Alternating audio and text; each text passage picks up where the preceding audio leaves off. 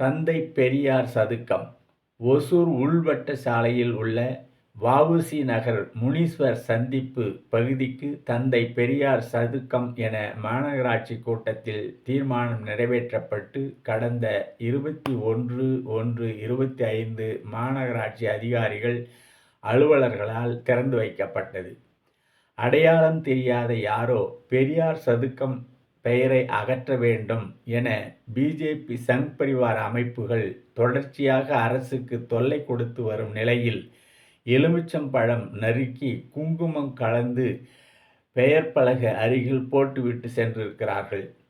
பெரியாருக்கே மந்திரமா என அப்பகுதி மக்கள் நகைப்புடன் கடந்து செல்கிறார்கள்.